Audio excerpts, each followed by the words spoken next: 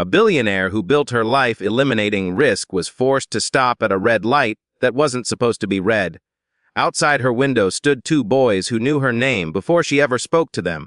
They weren't there by chance. They had tracked her route, timed her arrival, and carried internal documents from her own company. Their mother disappeared after accusing one of her subcontractors of hiding dangerous violations, and the only person powerful enough to expose it was the woman sitting behind that tinted glass. The question isn't why she met them. The question is who engineered the meeting. Chicago moved with mechanical certainty that morning, glass towers reflecting a pale winter sun while traffic streamed in disciplined lanes toward financial districts and corporate headquarters. Inside a black executive sedan, Serafina Cole reviewed logistics projections on a tablet, her reflection faint against the tinted window. She had built Titanport Logistics into a network that mapped oceans and railways with precision. Routes were calculated months in advance. Delays were minimized before they formed. Randomness in her world was an inefficiency that could be corrected. The correction did not come that morning. An unexpected construction reroute diverted her vehicle off its usual path and into a neglected corridor several miles west of the corporate skyline. Brick buildings with faded paint replaced mirrored glass. Empty storefronts stood beside check cashing signs and shuttered laundromats. The shift in landscape felt abrupt, almost intrusive, as though the city had been folded open to reveal an unpolished seam. At the intersection where the sedan halted, two boys stood near the curb holding a small cooler between them. Everett Miles, taller and narrow-shouldered, watched traffic with an alertness that suggested experience beyond his age. Jonah Miles, younger and quieter, adjusted the arrangement of bottled water with careful hands. They moved toward cars only when drivers lowered their windows. Their approach carried no performance, only intent. When the sedan stopped at the malfunctioning traffic light, Everett looked directly through the tinted glass. The light remained red longer than timing standards allowed. Serafina lifted her gaze from her screen and met the outline of his stare. There was no smile exchanged, no plea. The moment held an unfamiliar weight, as if recognition existed on one side before it formed on the other. A stalled delivery van ahead caused her driver to exit briefly to assess clearance. The pause brought proximity that could not be avoided. Through the partially lowered window, city air entered the vehicle, carrying cold and the faint scent of exhaust. Everett stepped closer, not aggressively, but with quiet calculation. In his hand, folded with visible wear, was a sheet of paper stamped with Titanport insignia. Serafina noticed the logo instantly. Her company's mark was not publicly distributed in that format. It belonged to internal shipment documentation. Everett held it not as a prop but as proof. Jonah remained slightly behind him, studying her with a focus that did not resemble curiosity. It resembled expectation. A billionaire who commanded global freight lanes found herself immobilized by a broken traffic signal and two boys who appeared to have anticipated her arrival. The construction permit authorizing that reroute had been approved weeks earlier by a Titanport subsidiary. She would remember that detail later. By evening, long after the intersection resumed normal rhythm, Serafina received a security notification from her internal systems division. The traffic delay that morning had not been mechanical failure. It had been manually overridden through Titanport's municipal logistics interface. Serafina Cole did not build Titanport Logistics by trusting momentum. She built it by eliminating it. What began as a modest freight brokerage operating from a rented office on the south side of Chicago expanded into a multinational logistics empire because she treated unpredictability as an enemy rather than an inconvenience. Shipping lanes, rail contracts, port access, fuel hedging, every variable was modeled, stress-tested, and layered with contingency. Investors admired her not for charisma, but for certainty. Publicly, she was described as disciplined and emotionally neutral, a strategist who preferred spreadsheets to speeches. She did not overpromise. She did not apologize unnecessarily. Markets trusted her because she rarely appeared surprised. That reputation had taken years to craft, and it rested on a philosophy she had formed long before Titanport existed. Her father had once managed regional finance operations for a mid-sized corporation. His indictment for white-collar fraud had not only dismantled the family's stability, but also broadcast their humiliation across local headlines. Serafina learned early that instability was not merely inconvenient, it was public. Unpredictability invited scrutiny. Scrutiny invited exposure. From that point forward, she equated control with dignity. If every variable could be managed, betrayal could be prevented. Control became architecture. Titanport's internal systems were layered with surveillance protocols, route monitoring algorithms, and compliance oversight that extended beyond regulatory requirements. Contracts were airtight, communication channels archived, even municipal traffic coordination systems were integrated through subsidiary partnerships designed to optimize fleet efficiency. She did not rely on trust, she relied on systems, which was precisely why the intersection delay unsettled her. Everett Miles had not approached her vehicle like a child seeking impulse generosity. He had approached as though fulfilling a task. The folded Titanport document in his hand replayed in her memory with increasing clarity. It was not marketing material. It was an internal shipment invoice. That meant access. That meant someone within her organization either lost control of documentation or distributed it intentionally. Randomness did not produce branded paperwork in the hands of two boys standing at the exact rerouted intersection her vehicle had been forced into. Without alerting her board, Serafina authorized a discreet internal audit under the guise of routine system optimization. She requested traffic override logs, wrote deviation approvals, and subsidiary permit records tied to the morning's construction reroute. The inquiry remained confined to a small analytics unit bound by non-disclosure clauses stricter than most acquisition agreements. The one condition she could not tolerate was coincidence attached to her own infrastructure. Children knowing her name was unsettling. Children anticipating her arrival was unacceptable. By late evening, the audit logs began returning results. A flagged road adjustment appeared in the system 48 hours prior to her scheduled commute. The override originated from an internal Titanport credentials ID. It had been executed deliberately, not accidentally. Everett Miles carried himself with a vigilance that did not belong to childhood. His posture at the intersection had not been casual, it had been positioned. He stood slightly ahead of his younger brother, shoulders angled toward traffic, eyes tracking vehicles with disciplined awareness.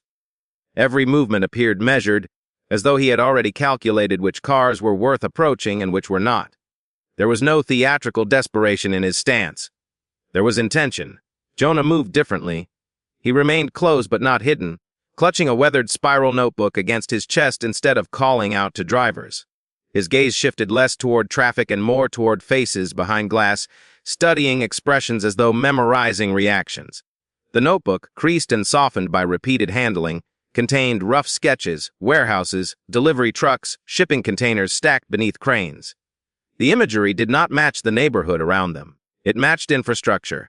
Serafina's private inquiry into their background unfolded quietly through contracted investigators who understood discretion. Public records revealed that their mother, Danielle Miles, had been reported missing 4 months earlier. There was no death certificate, no formal relocation notice. Her absence existed in paperwork as an unresolved status suspended between administrative categories. The boys had rotated through temporary living arrangements with distant acquaintances who could not sustain long-term care. Each move shortened their stability and increased their exposure. The folded Titanport document Everett carried was examined under controlled review. It was not counterfeit. It was an authentic shipment invoice listing Danielle Miles as an hourly employee for a subcontractor operating within Titanport's Midwest distribution chain. The invoice date preceded her disappearance by 3 weeks. The subcontractor's facility handled late, night cargo intake and hazardous material sorting under accelerated productivity quotas. Surveillance data from municipal cameras confirmed what intuition had already suggested. The boys arrived at that intersection nearly 30 minutes before Serafina's vehicle was rerouted there. They were not improvising, they were waiting. Traffic patterns indicated that only her executive sedan had been diverted from the primary route at that precise time. The positioning could not be dismissed as coincidence. What unsettled Serafina most was not their knowledge of her name, but their restraint. They had not attempted to approach aggressively. They had not demanded assistance. They had stood as though executing a plan designed by someone who understood timing. Media remained unaware of the anomaly. No footage had leaked. No reporters had drawn connections between Titanport and 2 boys selling water beneath a malfunctioning light. For now, the encounter existed only within secured files and Serafina's tightening circle of analysis. The possibility she could no longer ignore was structural. If Danielle Miles had worked within her subcontracted network, then the intersection encounter might not have been an appeal for charity. It might have been an escalation. Late that night, corporate compliance delivered an internal archive retrieval. Weeks before Danielle disappeared, she had filed a formal safety complaint against the same subcontractor listed on the invoice. The safety complaint Danielle Miles submitted 4 months earlier had not disappeared. It had been processed. The documentation showed timestamps, escalation markers, and a supervisory review that initially categorized the concern as credible. She reported inconsistent hazard labeling, extended overnight shifts without proper rotation, and internal pressure to bypass federally recommended inspection intervals. The language was measured, not emotional. It read like someone who understood risk and believed procedure would correct it. Instead, the escalation trail ended abruptly. Mid-level management closed the complaint within 10 business days, citing insufficient evidence and operational necessity. A secondary note marked the case as resolved pending internal review. That review never occurred. The file remained archived beneath layers of compliance summaries that made the closure appear procedural rather than intentional. To an external auditor, it would have passed as routine oversight. Serafina studied the file in silence. The risk was no longer theoretical. If Daniel's claims held merit, then Titanport's subcontractor network had operated beneath acceptable safety thresholds while her corporate oversight structure failed to intervene. Helping Everett and Jonah now intersected with financial exposure measured not in sympathy, but in hundreds of millions of dollars across regulatory penalties, civil liabilities, and shareholder losses. An anonymous message arrived through a secured channel later that afternoon. It contained no direct threat, only advice. Reopening dormant subcontractor cases could destabilize investor confidence and attract unnecessary regulatory attention. The tone implied insider awareness. Someone within her network understood the scope of her inquiry. Whispers began circulating through financial circles before any formal announcement. A minor blog post referenced an unnamed logistics company reviewing past compliance cases tied to subcontracted labor. Analysts flagged Titanport in speculation threads. The board convened an emergency session, urging Serafina to distance herself personally from the review and assign external counsel to contain reputational damage. Delegation, they argued, preserved shareholder value and insulated executive leadership. She recognized the calculus. Distance would protect her image but potentially bury the truth further. Exposure would threaten stability but might restore integrity. Rather than retreat, she authorized Malcolm Reyes, an independent investigator with experience tracing corporate subcontractor liability across state lines, to conduct a parallel inquiry. Reyes operated outside Titanport's internal hierarchy, reporting findings directly to her office under confidentiality agreements. His mandate extended beyond Danielle's facility to every subcontractor sharing similar audit patterns. Within days, Reyes identified discrepancies across multiple states. Compliance audits had been certified despite incomplete inspection logs. Signatures appeared digitally replicated across separate facilities. Productivity quotas aligned suspiciously with reduced safety intervals. The pattern suggested systemic shortcuts disguised as efficiency. The situation no longer centered on two boys waiting at an intersection. It centered on structural corruption embedded beneath Titanport's operational success. Late one evening, Reyes transmitted a recovered internal memo that had been deleted from supervisory archives. The timestamp matched the week Danielle's complaint was closed. The memo indicated she had scheduled a meeting with a regional journalist to discuss ongoing safety concerns at the facility. Malcolm Reyes' expanded audit did not uncover overt brutality or visible scandal. What it revealed was quieter and more precise. Within Titanport's subcontractor network, employees who filed safety complaints rarely remained employed long afterward. Termination notices cited attendance inconsistencies, productivity misalignment, or restructuring adjustments. None referenced retaliation. Yet timelines aligned too closely to dismiss. Whistleblowers were not threatened physically, they were professionally erased. Career blacklisting required no raised voice. It required coordination. Danielle Miles' personnel file reflected the same pattern. Performance reviews from prior quarters described reliability and technical competence. Supervisors noted punctuality and attention to procedural detail. Then, without documented warning, her employment record shifted. Attendance inconsistency appeared as the reason for termination, filed 2 weeks after her safety complaint was officially closed. The notation lacked substantiating documentation. No formal reprimands preceded it. Serafina reviewed the file repeatedly, searching for evidence that oversight systems had functioned as designed.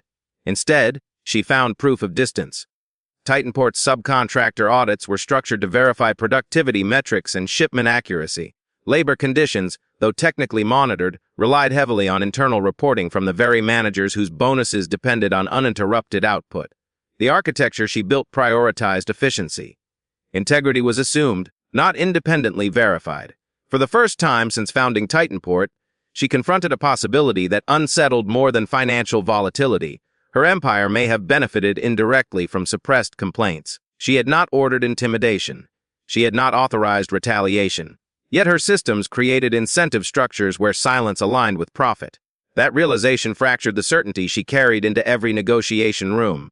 Meanwhile, protective oversight around Everett and Jonah intensified discreetly. Educational support, legal guardianship review, secure housing arrangements, each measure implemented without publicity. Everett's posture shifted incrementally.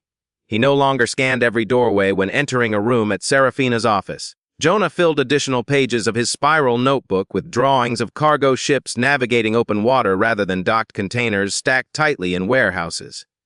The imagery suggested movement beyond confinement. Investigative leaks began surfacing in independent labor rights publications.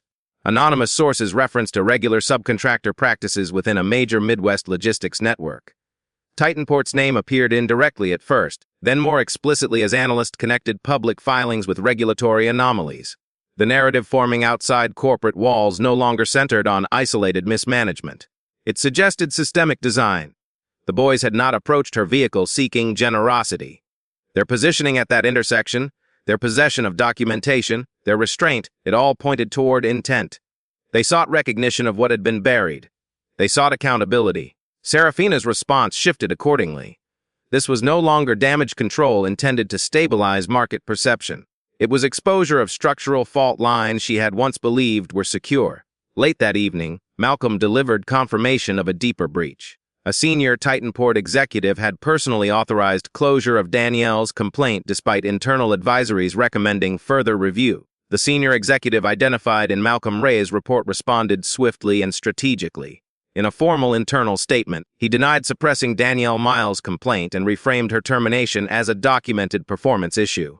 He described her as inconsistent, prone to procedural exaggeration, and resistant to supervisory correction. The language was composed and legally insulated, designed to redirect scrutiny toward individual reliability rather than institutional failure. It was not an emotional defense. It was a calculated one. The statement did not remain internal for long. Within 48 hours, fragments of the investigation reached financial media. Anonymous shareholders began circulating concerns through advisory networks, arguing that Serafina Cole's personal involvement in the inquiry created instability that threatened market valuation. Several demanded her temporary resignation to preserve investor confidence while regulatory review proceeded. The suggestion was framed as fiduciary responsibility rather than opposition. Titanport stock responded predictably. Shares dipped sharply over 2 consecutive trading sessions, erasing months of incremental gains. Analysts debated whether the decline reflected structural weakness or temporary reputational risk. Competitors capitalized on the uncertainty, positioning themselves as more stable alternatives within freight and port management contracts. Federal and state regulatory agencies initiated formal inquiries into subcontractor compliance practices across Titanport's distribution network. What began as a contained internal audit transformed into institutional review. Subpoenas were issued for communication logs, audit certifications, and executive correspondence tied to Danielle's termination. The corporation's architecture, once admired for efficiency, was now examined for omission. For Serafina, the threat cut deeper than valuation metrics. Everything she had built stood vulnerable not because she orchestrated misconduct, but because she failed to detect it. The distinction mattered morally, yet markets rarely differentiated between design and oversight. Her empire, constructed to eliminate unpredictability, now faced exposure driven by a flaw within its own foundation. Rather than distance herself as the board had advised, Serafina authorized public release of Titanport's internal audit findings. The disclosure acknowledged systemic gaps in subcontractor monitoring and outlined immediate corrective measures, including third-party oversight and suspended executive authority pending investigation. Transparency carried risk, but concealment carried permanence. Meanwhile, Everett and Jonah were placed under temporary legal guardianship through court, approved protective measures while inquiries continued. The arrangement ensured stability without severing potential reunification with their mother should circumstances clarify. Serafina maintained oversight quietly, ensuring their schooling and housing remained secure without converting their situation into publicity. The conflict was no longer private or contained. It had become public and institutional, intersecting regulatory systems, investor expectations, and media narratives. Titanport was under scrutiny not for catastrophic collapse but for structural compromise. Late one evening, investigative authorities uncovered newly surfaced security footage from a Titanport facility. The timestamp marked the night before Danielle Miles disappeared. She was seen entering the warehouse after standard operating hours, accompanied by a figure identified as part of executive leadership. The subpoenas arrived without spectacle but carried the weight of inevitability. Federal investigators demanded internal communication spanning 2 fiscal years, including executive correspondence tied to subcontractor compliance reviews and quarterly earnings projections. Titanport's encrypted servers, once symbols of operational dominance, were now repositories of potential evidence. What had been optimized for efficiency was being examined for omission. Review of seized communications revealed a pattern more deliberate than negligence. Emails between senior leadership referenced the financial implications of halting certain subcontractor facilities during peak shipping seasons. Language remained careful, but intent surfaced through timing. Safety violations were acknowledged, then deferred until after quarterly earnings reports. Recommendations for temporary shutdowns were reclassified as monitor and reassess. Productivity targets aligned consistently with minimized inspection intervals. Suppression did not appear chaotic, it appeared coordinated. Serafina chose not to contest the inquiry. Instead, she requested the opportunity to testify voluntarily before the regulatory committee overseeing the investigation. The hearing room was restrained, formal, and unadorned. She did not distance herself from the failures discovered. She did not attribute blame exclusively to rogue executives. In measured testimony, she reframed the issue as leadership responsibility. Systems designed under her authority prioritized output metrics without embedding independent verification strong enough to withstand internal incentive pressures. She acknowledged that while she had not authored the suppression, she had built the architecture within which it occurred. For the first time since founding Titanport, valuation did not anchor her decision-making. Integrity did. Market analysts speculated about long-term repercussions. Share prices fluctuated in response to public sentiment, yet her testimony recalibrated perception from concealment to accountability. The illusion that control alone guaranteed ethical stability dissolved under institutional review. Beyond corporate corridors, quieter transformation unfolded. Everett enrolled in a structured academic program funded anonymously through Titanport's charitable division. Stability replaced improvisation in his daily routine. His guarded posture softened not through promises but through consistency. Jonah's spiral notebook filled with new sketches. The cargo ships he once drew confined to crowded docks now sailed beneath open skies, horizon lines extending without obstruction. The imagery suggested expansion rather than containment. Crisis altered Titanport's internal operations. Independent oversight boards were established. Executive authority was redistributed pending review. Compliance protocols were redesigned to bypass managerial bottlenecks. What had once been a hierarchy centered on efficiency began restructuring toward transparency. The investigation's scope extended beyond labor violations. Authorities confirmed that newly analyzed security footage connected executive personnel to Danielle Miles on the night before her disappearance. While no evidence of physical harm surfaced, the context suggested coercive intent tied to suppressing public disclosure. Weeks later, federal authorities announced sealed charges against unnamed Titanport executives in connection with obstruction and interference related to Danielle's case. Names were withheld pending formal indictment, but the implications were unmistakable. The indictments were unsealed in measured sequence. Senior Titanport executives were formally charged with obstruction of regulatory review and falsification of safety compliance records. The accusations did not describe dramatic conspiracy but deliberate concealment, emails reframed, inspection logs altered, complaint escalations redirected to preserve quarterly earnings. The charges confirmed what internal audits had suggested: the system had not failed accidentally. It had been adjusted to protect performance metrics. Danielle Miles was located weeks later under federal protective custody. Investigators concluded that she had been pressured to retract her safety complaint and discouraged from meeting with journalists. The encounter captured on facility security footage revealed no physical assault, but it documented coercive negotiation designed to silence her before public disclosure.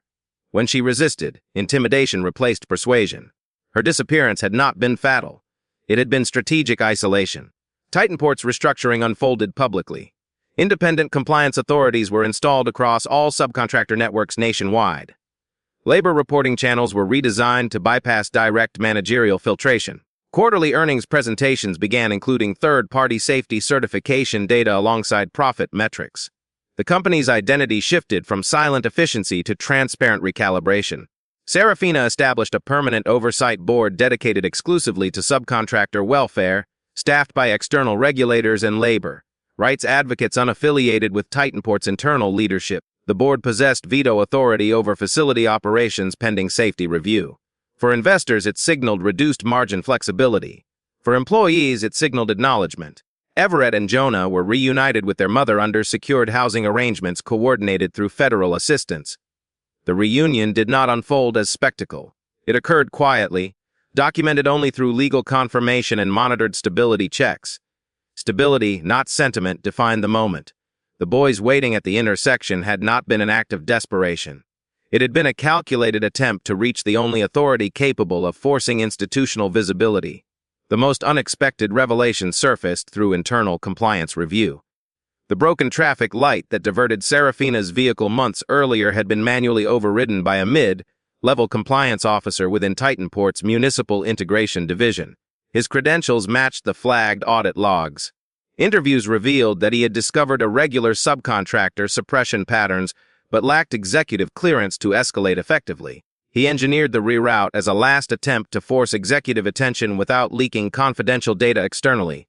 The encounter was not random. It was engineered exposure. Months later, Serafina's sedan approached the same Chicago intersection under clear daylight. The traffic signal functioned normally. No construction reroutes obstructed the path. On the sidewalk nearby, Daniel walked beside Everett and Jonah, their pace unhurried, their movements no longer positioned for interception. There was no waiting, no calculated stance. Later that evening, as Titanport Systems archived final compliance revisions, an encrypted internal message appeared within secured archives. It carried a brief subject line, Phase 2. If this story challenged the way you see power and responsibility, don't let the conversation stop here. Share it with someone who believes leadership should mean accountability. And if you value stories that look beyond headlines and into the systems behind them, stay connected for what comes next. Because in the end, the real question isn't whether Serafina was powerful enough to fix the system. It's this: if you discovered that your success had quietly benefited from something you never meant to ignore, would you risk everything to expose it? Or convince yourself it wasn't your responsibility?